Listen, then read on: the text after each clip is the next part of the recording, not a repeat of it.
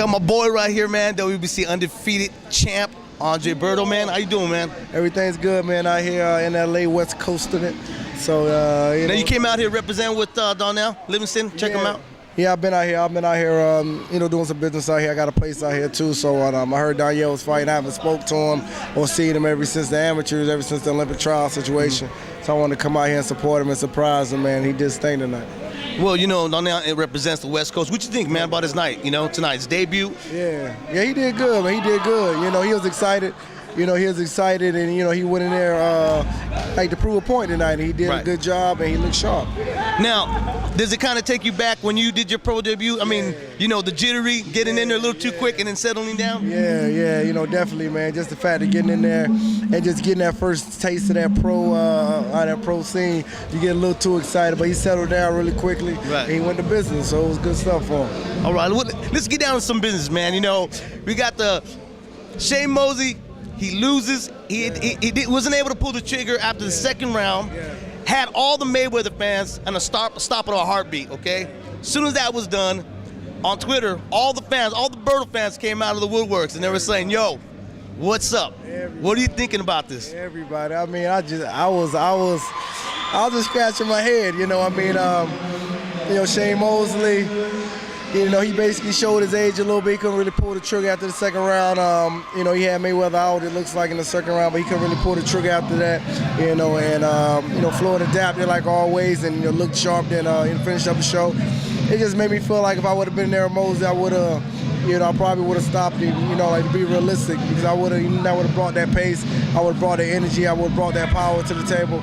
I'm just opened up a lot more doors for me. At the same time, opened up a lot of eyes for a lot of people. Just knowing that, I'm like one of the young stars in the division. Then every time I'm in the ring, I'm going to pull the trigger regardless. It's always going to be exciting. So I'm looking forward to it. It's going to be a big year.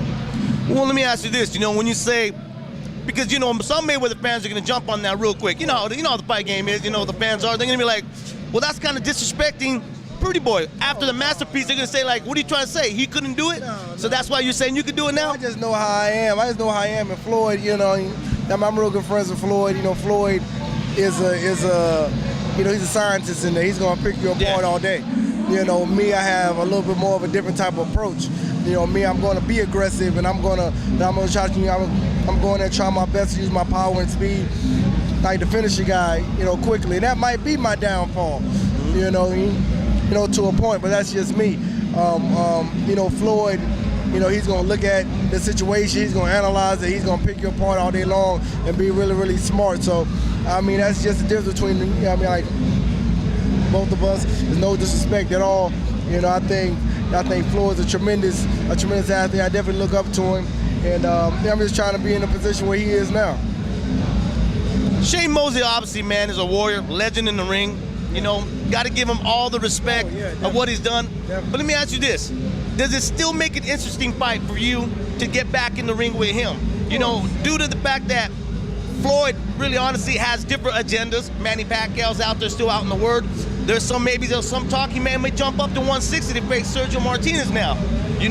So Shane Mosley, is he still worthy, in your opinion, to put up some work and give him a paycheck? Of course. Shane Mosley, he's a future Hall of Famer. He's a great fighter, and I don't think that people should disgrade him at all, with him fighting another great fighter, just last week. Two Hall of Famers, and, they did their thing. So, I believe Mosley, with anybody else in the ring, he can still look tremendous. He can still, just show why he's the best. So I think that'll still be a good fight. I want to talk to you about a good friend of mine, man.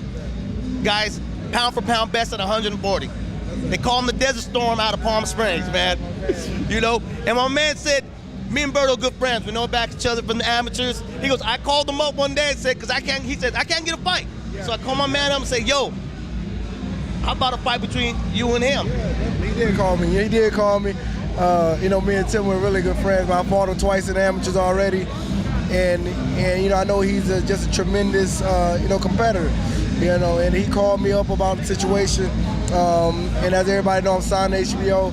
And at the time, they were trying to make the fight happen on Showtime, so it couldn't happen.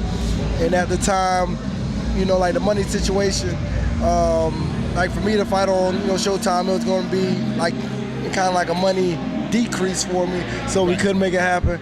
But you know, Tim is a tremendous fighter, man, and I think they have a lot of competition at 140 right now for him, and you know, just anytime that the time permits or anything like that, if it makes sense.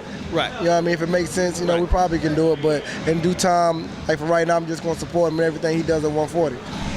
In a way, do you think that with Timothy Bradley being undefeated, and if he's able to stay undefeated and able to put in the work, is that down the line in your opinion? Because in my opinion, it looks like it's a road to a super fight. I mean, you know, we'll see. You know, we'll see right now. Right now, I'm focused on, you know, a lot of the top dogs that are at 147 pounds right now. But, you know, who knows? You know what I mean? Just only time will tell. The thorn in your foot, man. We got to talk about Luis Collazo. We got to talk about Luis Collazo. The thorn in your foot. We got to talk about Luis Collazo. What's up with that man right there? I mean, like, Luis Collazo's situation, man, and, you know, I did interviews about it. I wasn't at my best. You know, it was my fault. It wasn't his fault. He came in there, he came to fight. But a lot of people that don't know after the fight, you know, we tried to make the fight happen again. You know, it was a fight that I wanted. It was a fight that my team tried to reach out and get. But he started, you know, with the type of negotiations, you know, he felt that he was worth a little bit more than me at the time. For some reason, I won the fight, but he felt he should be getting paid more than me. And dealing with a network like HBO, they're not having it, so they pretty much just cut the situation. So I had to move on to other things. So. Hey, brother, thank you, man, taking your time and chopping it up with us on Leaving the Ring again, dog. All right.